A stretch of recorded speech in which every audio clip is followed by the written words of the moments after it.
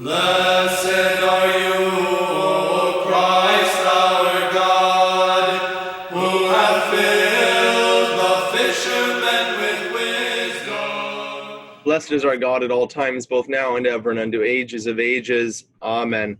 Welcome back to all of our participants here for the 14th Sunday after Holy Cross. In our Byzantine liturgical tradition, we have the Gospel of Luke, chapter 18, verse 35 through 43. So get out your trusty old Bible, take that dumb phone you got, throw it over there. I don't even have mine on me, thank God. And we're going to do a little Bible study here. So please get out your Bibles so that we can dive right on into the text. Luke chapter 18, verse 35 through 43.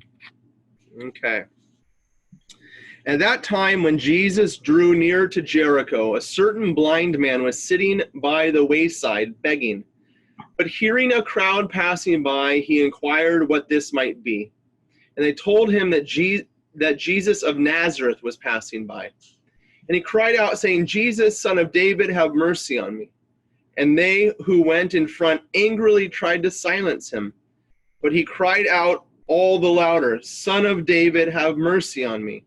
Then Jesus stopped and commanded that he should be brought to them. And when he drew near, he asked him, saying, What would you have me do for you? And he said, Lord, that I may see. And Jesus said to him, Receive your sight, for your faith has saved you. And at once he received his sight and followed him, glorifying God. And all the people, upon seeing it, gave praise to God. So we're going to jump right in here, Deacon Daniel, to this text and ask you to kind of, as normal, as usual, paint that background picture for us, where this falls into the gospel story, gospel account, why this comes up now. Sure. No. And you know, what's interesting now is we're still in Luke 18, right? So we're back into Luke 18. We've now moved past Jesus's third prophecy. So Jesus is on the way, making his messianic campaign with the multitudes, moving down towards Jerusalem.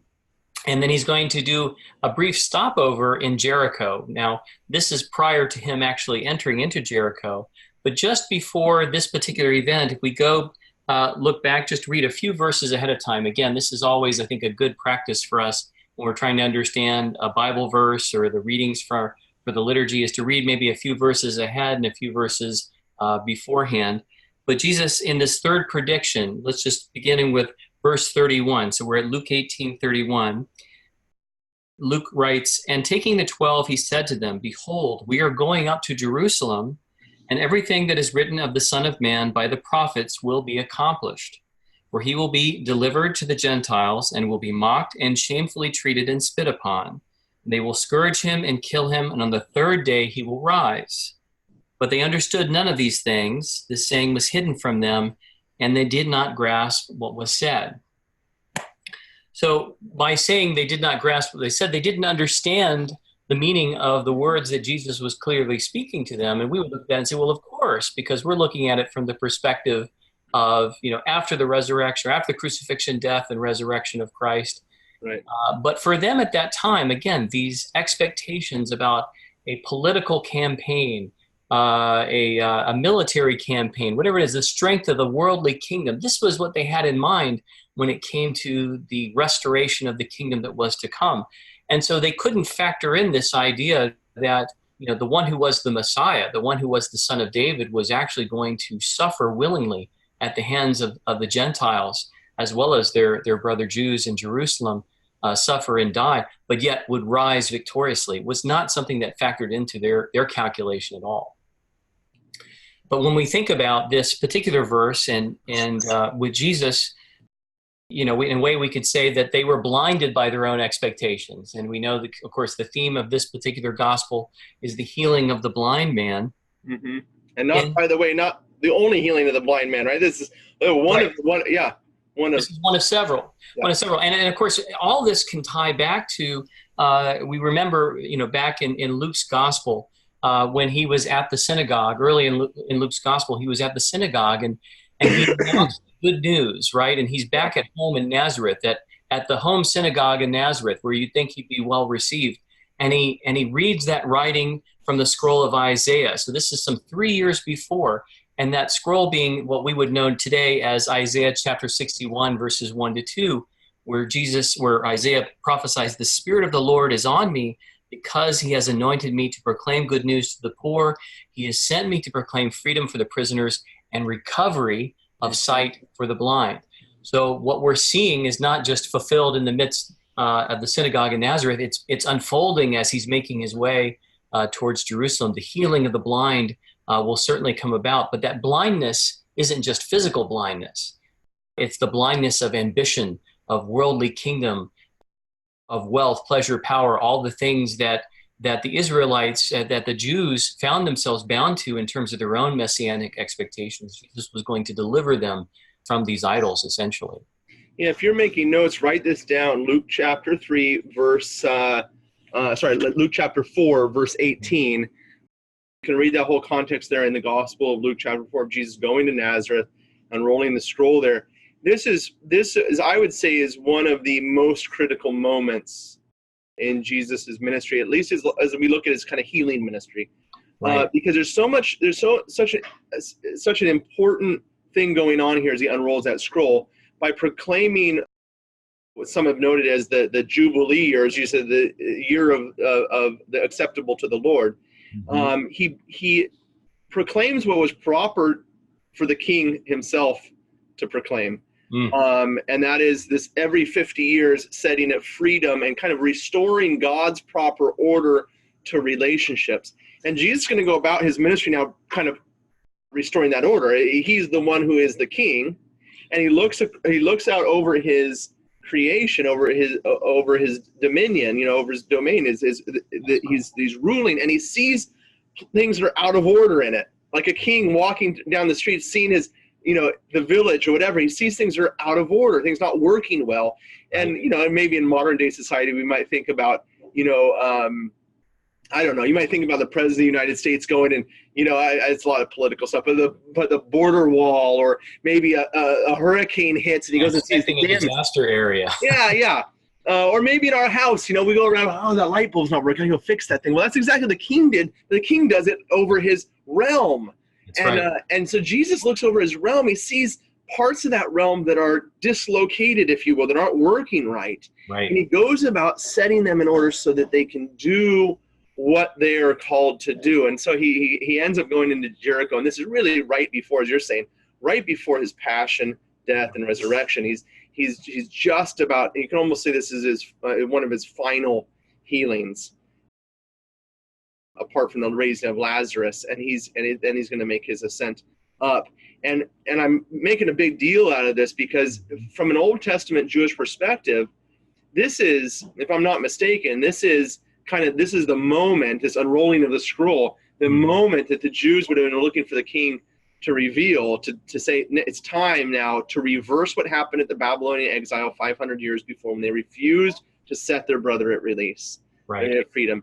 But as you're saying, now there's two different visions of this. There's Jesus's vision of what that looks like, because he's operating this divine level, and then they're looking at it from a worldly, kingly perspective, saying, "Hey, we want all the restoration of our material goods, but it's not going to exactly happen that way." Right. No, it's going to be a restoration through faith, through the gift of faith, ultimately.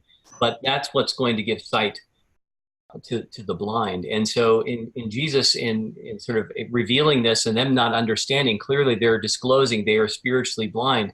And so the physical blindness of this man that we come to know as Bartimaeus in Mark's gospel is actually a symbolic way of representing the blindness of the Jews at that time toward their messianic ambitions. Yeah, and I think we're not going to do it right now, but certainly that can be applied then once you know that, applied to our own struggles today as we're keeping the fast in preparation for nativity. Absolutely. And trying to get that spiritual sight back. Now, he's going to this town, Jericho, and I think oftentimes, we're reading the Bible, we're like, oh yeah, that's that Bible town, right? Jericho, that Bible town. We've heard it so many times, but there's quite a bit packed in here. There's whatever Jesus does, he does it by intention. That's right. Jericho's an important city. Yeah, so just like before, when we're thinking about the geography and Jesus and this movement, this physical movement towards Jerusalem, which is the symbol of his kingdom. In fact, being a successor of King David, this was the royal city. And so it's very significant, but he's going to move through Jericho. So for those of us who read the Old Testament and have heard the stories, Jericho is a name that would be familiar to us for a couple of different reasons. One, when we hear the name Jericho, we immediately think of the place that Joshua and the Israelites entered into Canaan and engaged in that battle, that 7-day battle. But it was a liturgical battle where they marched around the city. And of course, at the seventh day, after marching around 7 times with the Ark of the Covenant, the walls came a-tumbling down, which we might remember from our Sunday school singing that song. But, this miraculous deliverance of the land to Israel at the first point of entry was the significance of Jericho. And Jericho, so we typically associate it with that particular event. And Jericho, of course, was an ancient city. They speculate that, the archaeology says that, inhabitants were there some 9,000 years ago. So it was quite a while back that we start to think about this particular city being inhabited by people. So it's an ancient city.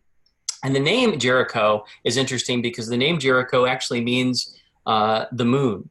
And here we might think, again, associations with the light and the darkness, so Jericho being the moon, and Jesus is actually going to bring the light into the darkness, especially for this man. It was also, it was given, the city after its conquest was given to the tribe of Benjamin. It was a school of the prophets under Elijah and Elisha in 2 Kings. But it was also the place that King Zedekiah, who was the last of the kings, the last of the sons of David that were to rule in Judah. This was the place of his great defeat in the plains of Jericho. And so it's significant because this is where really the kingdom of Judah came to an end, where the armies of Babylon came in. They killed Zedekiah's sons. They killed the nobles of Judah.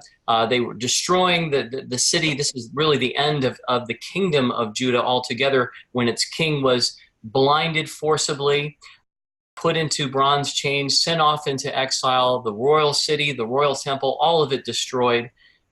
This was a very significant event. And I think if we think about the reading of the gospel and what's happening here, I think we can make some interesting connections there.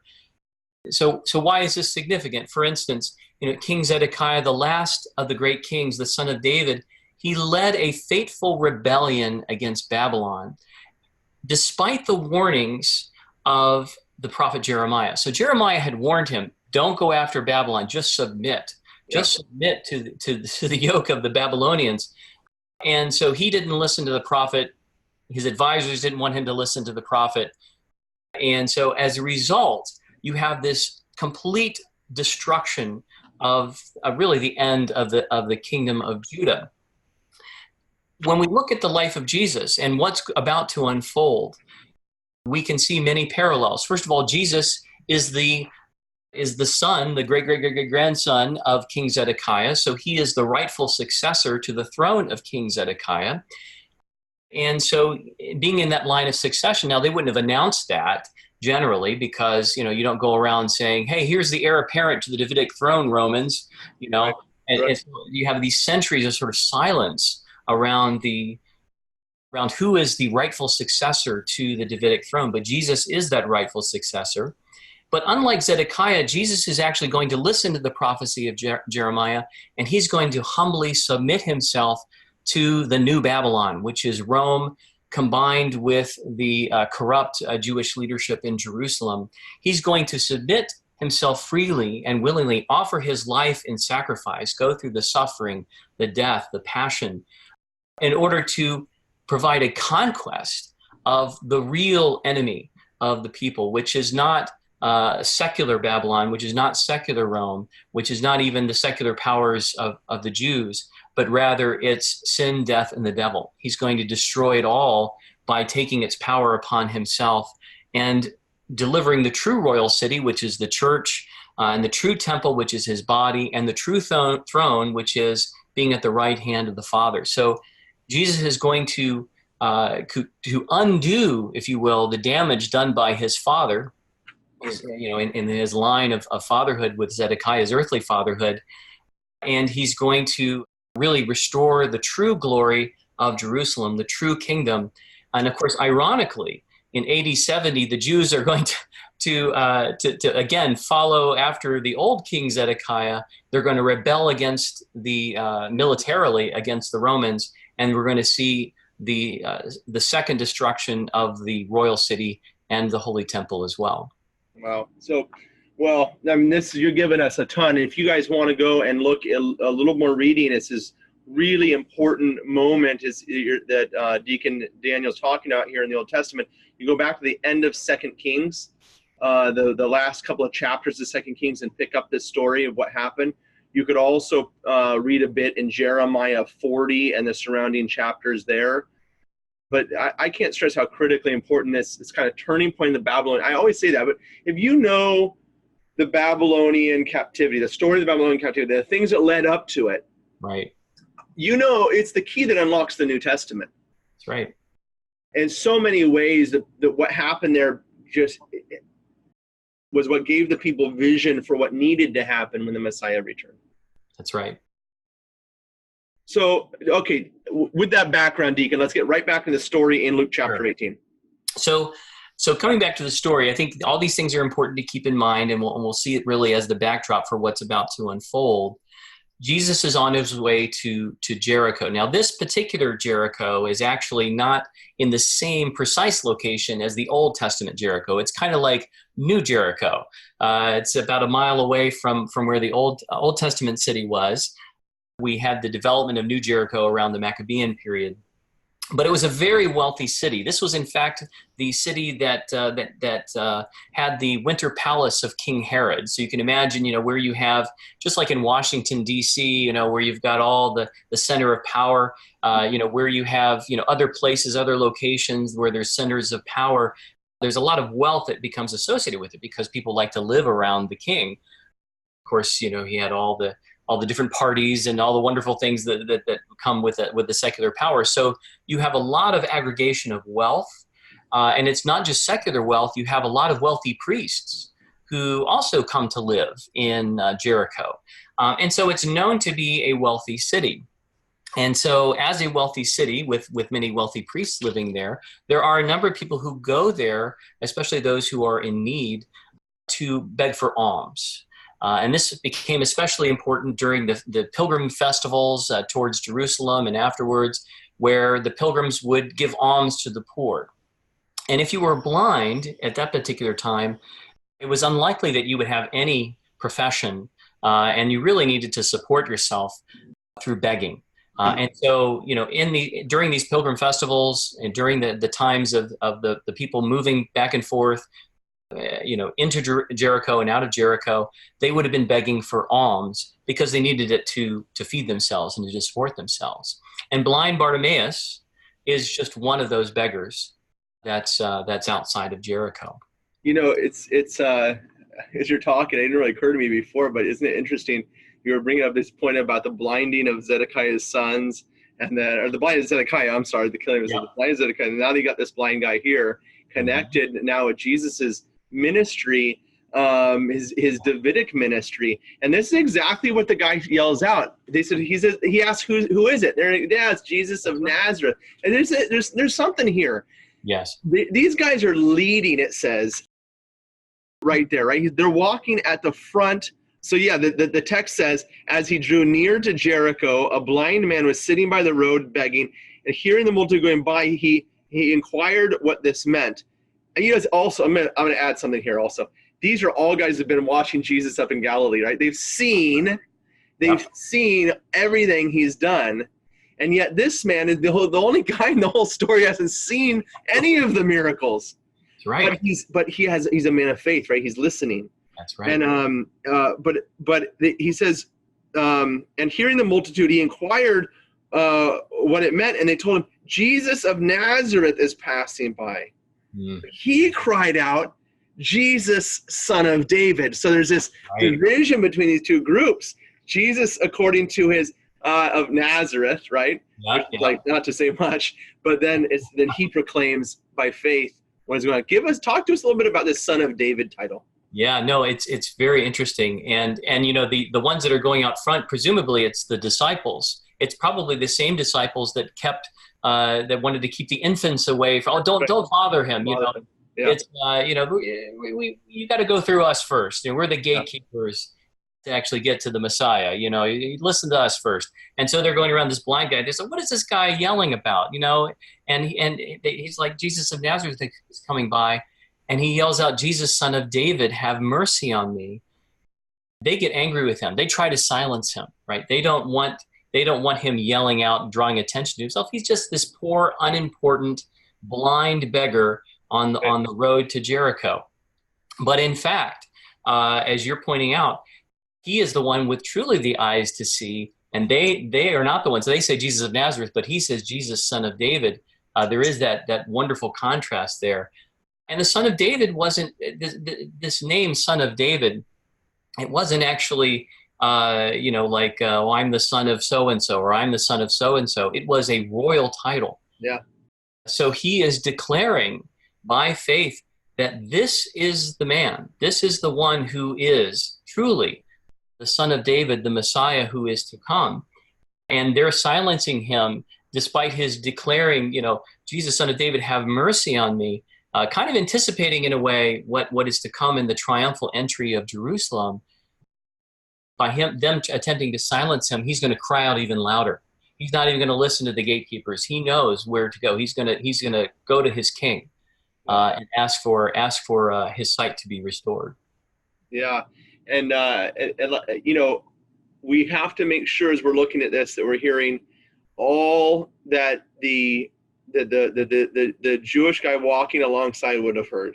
That's right. There's a lot of old I'm sure there's a number of Old Testament passages that we might look to, prophets who are looking forward to the coming of the Messiah, and really see him in these terms as the one who restores us and who is the son of David. That's exactly right. Yeah, in fact, we could look really at two key prophecies and see this through the lens of those prophecies. The first being the prophet Hosea, chapter 3, verses 4 through 5.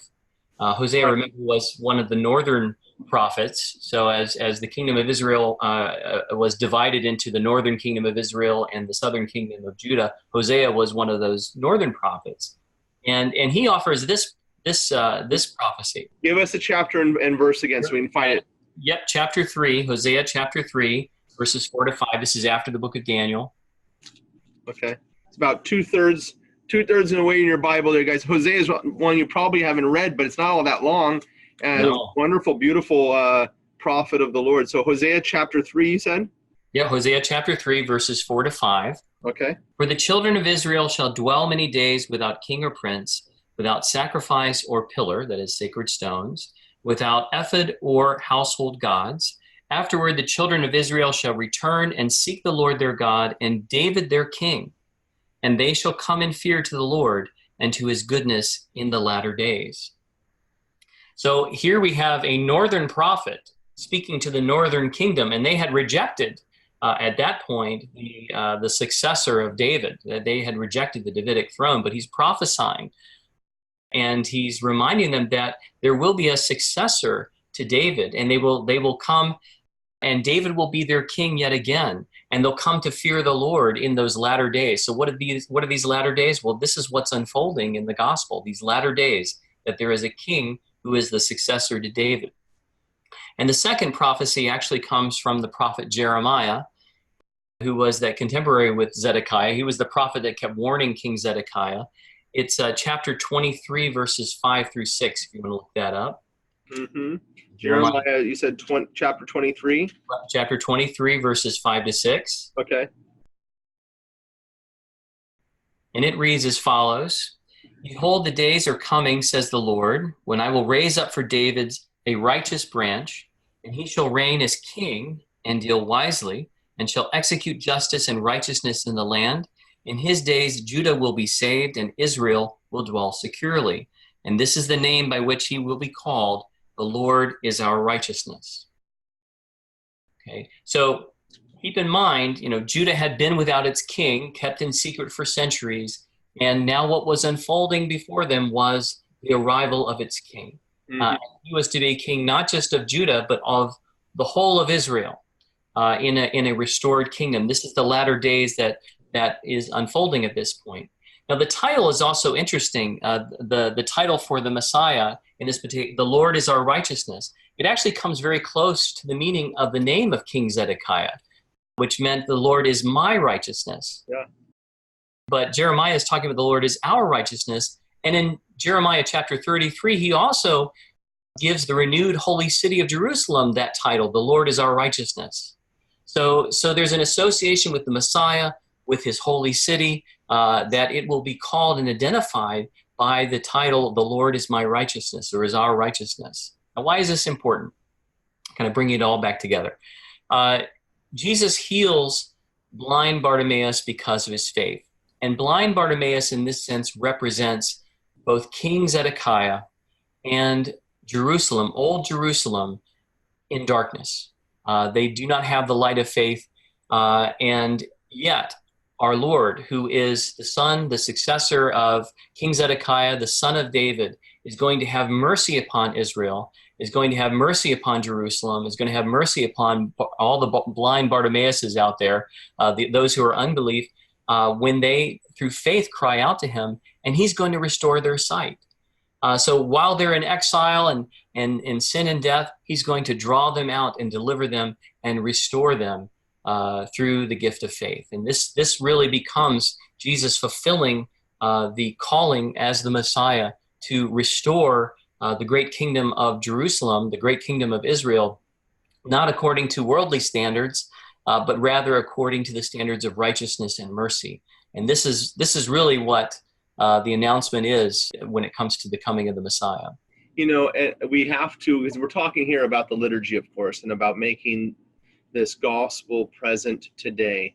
Right. And of course, we're living through this time now of St. Philip's fast.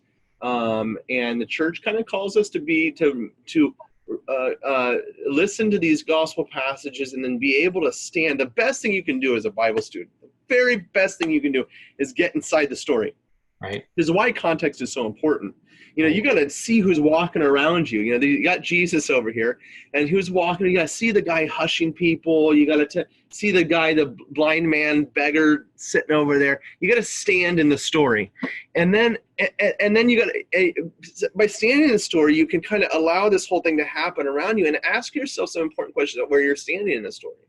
You know, whether it be the righteous one standing at the front of the line. You know, I'm wearing my. I wish I was wearing my cross right now. Yeah. You know, wearing my big cross. You know, or am I the blind man? You know, that's really the reality is that we're all the blind man. That's right. But the problem is, Deacon, is we're not just the blind man laying on the ground. Right. We're actually the blind man thinking we can see. Yes. Okay? Exactly. And so, but regardless of that, we're called to do exactly what this man does, and that is to cry out, regardless of the consequences. You know, I think most of us in that situation being hushed by the authorities or by the people that can see, the people that know, quiet down now, don't bother anybody with your, you know, say, no, this is my one opportunity to be saved, and I can't remain quiet. For myself, for the sake of my own healing and those around me, I cannot remain silent. And I can't think of a kind of a better time, a more apt time in our society in which there's so much going on, the presidential election, you know, and so forth, that's common, all these things. You know, we're Christians. And if we believe, and we know, first of all, that we've been blinded in our sin, and we know that there's one person that can save us, and one person that can save all those around us, and he's coming, then we ought to take more seriously this time of preparation, to keep the fast so that the kind of scales can fall from our eyes. That's what fasting does. Is the saints say, look, that we're blinded by our passions, yes, by all the concerns for the world. And during this time of Philip's fast, through fasting, we kind of reestablish the priority, the power of our intellectual faculties, our spiritual faculties over the passions of the flesh. Say, look, I'm not made for these things. These are not things that are going to control my life. But I'm made for one, and my relationship with the one that can bring me salvation. And so by keeping the fast, by getting priorities in our life, and then being willing to cry out even those difficult times, to be willing to proclaim the one that saves us. Yes. Then Jesus will draw near. And we have so many images, Zacchaeus going up the tree, whatever it is, to prepare us to say, cry out to him. Right. Because he's about to come. And he's about to make his dwelling within us. And we might look like a lot like Jericho a lot of times, and the blind man laying there, but he's coming. And for those that are prepared, they're willing to cry out and to open our mouth and more importantly, our heart to him, he's going to come and make his dwelling among us. Amen. And if you think about the divine liturgy, what's the one phrase that we are constantly crying out in the liturgy? It's have mercy on us. And we could see ourselves. In fact, we probably should be reflecting on this blind man and, outside of Jericho. And we are like that blind man, just crying out, Lord, have mercy on us. This is our cry. And especially as we anticipate the arrival of the Son of David in the Holy Nativity. I think it's certainly a worthy meditation during the St. Philip's fast. Yeah. Thank you very much for your time, Deacon, and for all those participating. May God bless you, and through the fast and through our increased prayer, may we all behold the day of the birth of our Savior. To Christ our God be glory both now and ever, and unto ages of ages. Amen. Amen.